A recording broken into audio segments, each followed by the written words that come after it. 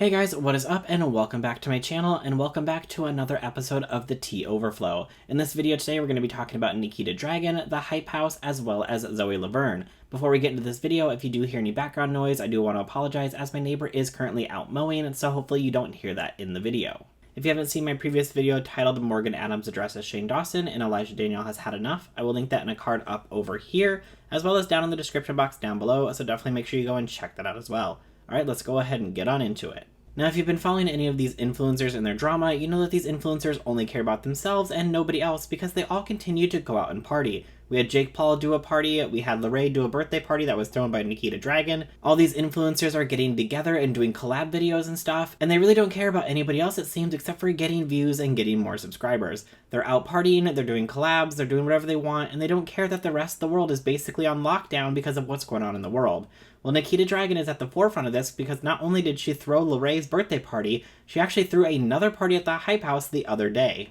On Instagram, Nikita said, "I just decorated the top floor of the Hype House. The only people that came already live there." And then when people started to call her out about it, she said that the only people who were attending were people who lived in the house or people who were part of the Hype House. Well, not everybody who is a part of the Hype House actually lives in the Hype House. And there was actually a video from the Hollywood Fix where they caught somebody who was a member of the Hype House who said that there were people from this girl's hometown who were going to be at the party.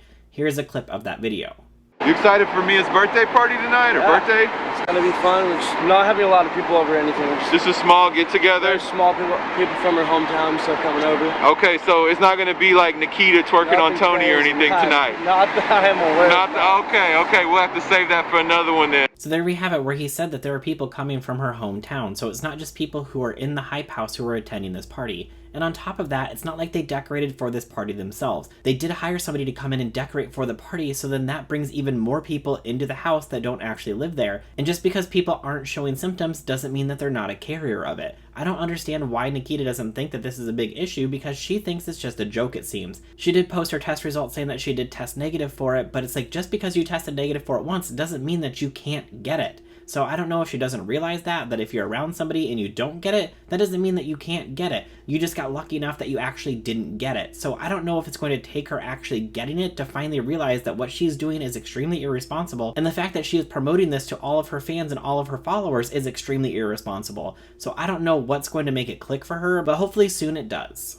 And at this point, I'm just wondering if Nikita is just trying to get her name out there as much as possible, because she does have a new launch coming up. On the 31st of this month, Nikita is launching her new liquid lipsticks, so I wonder, okay, is she trying to make sure that everybody keeps talking about her, so that way people keep checking up on her to see what she's doing, and then that way they do get to see her launch. I know that she just dropped her ad campaign launch video today, so I'm like, is she doing this on purpose? Because we all know that drama sells. I know that influencers have said in the past, the more drama that you have going on, the more that your name is out there, the more that people check up on you, and the closer that you do that to a launch, the more likely that you will be able to sell more product. So I'm like, okay, is she trying to cause more drama so then that way she sells out of her liquid lips as soon as they launch?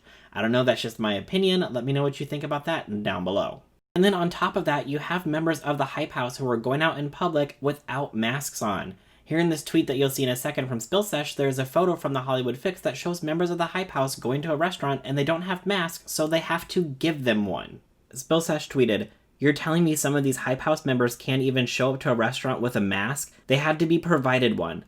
Bye." Why are these influencers going to restaurants without masks? Yes, I understand that if you eat inside the restaurant, you don't have to have a mask on, but to be able to enter the restaurant, you still need to have one on until you are seated. So I don't know if it's just not clicking for them, what's going on, but if you're leaving your house, you should have a mask on. Again, you're not showing good behavior to your audience, so I don't understand why they think that this is acceptable. Why are these people not using their platform to possibly make it look like social distancing and wearing masks are cool? I mean, if they wanted to turn this into a way to make money, they could be selling masks. I know that James Charles sells masks on his website. All these people could be doing the same thing. They could be promoting masks and wearing their own masks. But instead, they are choosing to go out in public to restaurants and other places and not have masks on and then have to be provided one when they get there. I don't understand it. They clearly don't care at all. I don't know if it's going to take somebody close to them actually getting sick or possibly losing their life because of what's going on in the world for them to finally understand the severity of it, but clearly it seems that none of them care and they aren't going to change until unfortunately something actually affects them that's going to make them see, hey, this is a serious problem and we need to take accountability for what we're doing. Going out in public without masks on is not acceptable. Make sure you wear one. But until that happens, I honestly don't see them taking this seriously at all. But let me know what you think about that down in the comments below.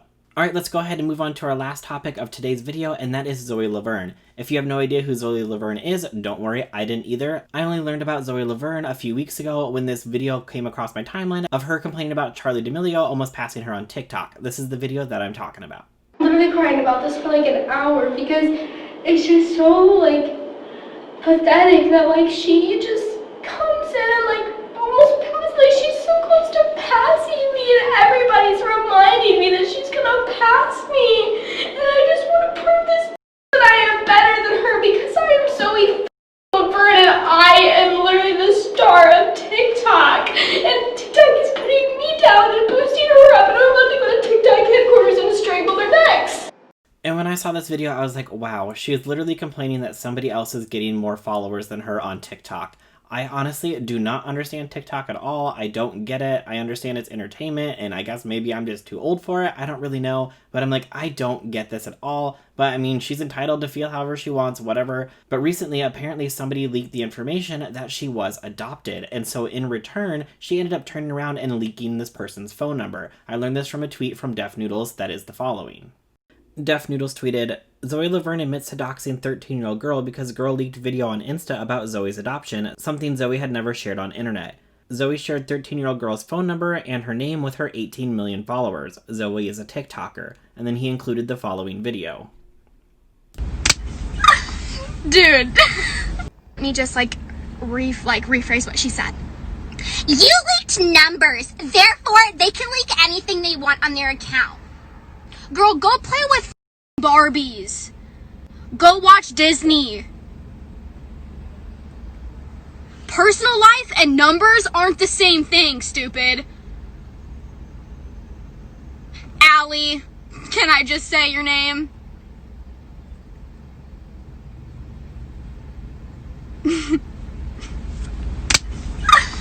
Dude. Now, do I think that that 13-year-old girl should have shared information about Zoe's adoption? No. But do I think that Zoe should have then turned around and then shared that girl's phone number as well as her name to her 18 million followers? No, absolutely not. Just because somebody did something to you doesn't mean that you turn around and you do something back to them. Two wrongs don't make a right. So when you turn around and you share on your huge platform somebody's phone number, they can use that phone number to get their name, get their address, get any kind of information that they want about this person. So I would not be surprised if somebody has looked up her information and she is now getting terrible threats sent to her. Sending that kind of information out onto the internet to your fans, there are fans that will do anything to back up their creator. So I would not doubt it if this girl is now receiving threats because you decided to share her phone number and her name. Again, I don't think it was right for her to share that information about your adoption. That is a very personal matter that if you wanted to share, then that should have been your story to share with your fans when you were ready if you ever wanted to tell them about it. So I don't think that it was okay for her to send out that information. But then to turn around and leak her phone number and stuff to your fans, I don't think that that was okay either. But let me know what you guys think about it down in the comments below. But that is everything for today's video, so I hope you liked another episode of the Tea Overflow. Let me know what you think about everything down in the comments below. If you like this video, please make sure you go ahead and hit that like button. Also, if you're new to my channel, I greatly appreciate it if you could hit that big red subscribe button and hit the bell icon and set your notifications to all so you'll be notified of every time I upload a new video. Alright, that's everything for today, and I'll see you guys in the next one. Bye!